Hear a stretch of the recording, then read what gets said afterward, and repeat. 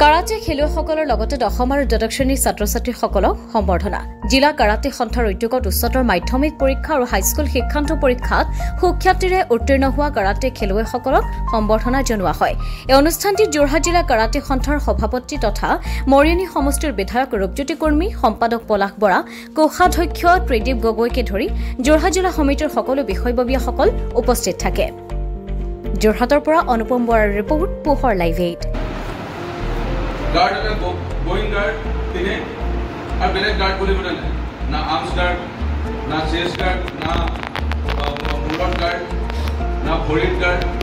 guard बोले बोले arms guard इकुए ना আজি যোৰহাট জিলা কাৰাটে সন্থাৰ নতুন সমিতিখনৰ দায়িত্বভাৰ গ্ৰহণ অনুষ্ঠান আছিল আৰু ইয়াৰ লগতে আমাৰ কাৰাটে পৰিয়ালৰ যিসকল খেলুৱৈ সুখ্যাতিৰে তেনেকৈ মেট্ৰিক হাই ছেকেণ্ডেৰীত উত্তীৰ্ণ হৈছে কৃতি ছাত্ৰ ছাত্ৰীসকলৰ লগতে সমন্বয় আমি জ্ঞাপন কৰিলোঁ আমাৰ পুৰণা সমিতিখনক আমি ধন্যবাদ জনাইছোঁ জুলখন ডাঙৰীয়া তেওঁ এজন ক্ৰীড়াবিদ আৰু প্ৰাক্তন ছাত্ৰ নেতা তেওঁ কেইটা বৰ্ষ ধৰি যোৰহাট জিলা কাৰাটে সন্থাৰ খুব ভালদৰে নেতৃত্ব বহন কৰি পেলাই আগুৱাই লৈ গৈছিল নতুনকৈ কাৰাটে সন্থাৰ সভাপতি হিচাপে মোকে দায়িত্ব অৰ্পণ কৰিলে যোৰহাট জিলাৰ আৰু ইয়াৰ লগতে আমাৰ পলাশ বৰা এজন বহু পুৰণি খেলুৱৈ কাৰাটেৰ লগত জড়িত চেঞ্চাই তেওঁ জড়িত হৈ আছে আৰু কেইজন প্ৰাক্তন খেলুৱৈসকল তেওঁলোক জড়িত হৈ আছে আমাৰ কাৰাটে সন্থাত আজি ভাল লাগিছে বিশেষকৈ ভাল লাগিছে কেইজন আমাৰ ৰাষ্ট্ৰীয় পৰ্যায়ৰ খেলুৱৈ ৰাজ্যিক পৰ্যায়ৰ খেলুৱৈ তেওঁলোকে খেলতো সমানে গৈ আছে আৰু পঢ়াটো সমানে গৈ আছে অৰ্থাৎ খেল খেলিও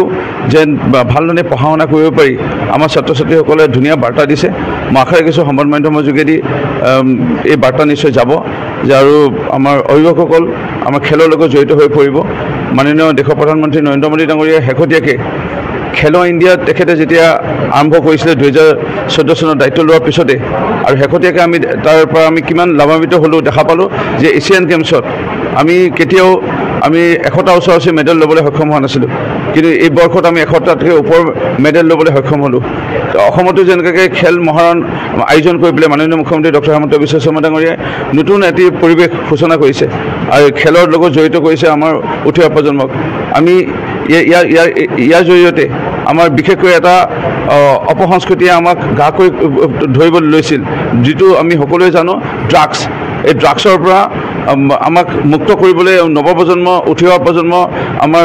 প্ৰজন্মক বা লগতে খেলুৱৈসকলক যিটো প্ৰয়াস কেন্দ্ৰ চৰকাৰৰ মোদী ডাঙৰীয়া মুখ্যমন্ত্ৰী ডক্টৰ হিমন্ত বিশ্ব শৰ্মা ডাঙৰীয়া এই বাৰ্তাও আজি আমি দিছোঁ যে ভালদৰে খেলিব লাগে নিজে ভালদৰে থাকিব লাগে আৰু এই ড্ৰাগছ বা অন্য এই ধপাজাতীয় এইসমূহৰ পৰা আঁতৰি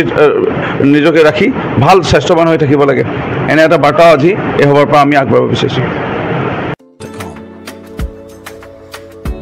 যোৰহাট তথা অসমবাসীৰ বাবে সুখবৰ উজনি অসমৰ লগতে যোৰহাটৰ শিশু যুৱক যুৱতী মহিলাসকলৰ বাবে এয়া সুখবৰ যোৰহাটত মুকলি হ'ল লেকমি চেলুন যোৰহাটৰ গড় আলিৰ এপলো টাৱাৰৰ প্ৰথম মহলাত মুকলি ভাৰতবৰ্ষৰ অন্যতম জনপ্ৰিয় salon Lakme salon Lakme salon মানে ভাৰতবাসীৰ নিৰ্ভৰযোগ্য প্ৰতিষ্ঠান লেকমি চেলুনখনত আপুনি পাব বিভিন্ন ধৰণৰ সুবিধা য'ত অত্যাধুনিক যন্ত্ৰৰে আপোনাক সজোৱা হ'ব ইয়াত বিভিন্ন bridal package makeup artist skin care hair dresser সুবিধা উপলব্ধ হ'ব য'ত থাকিব ৰেহাই মূল্য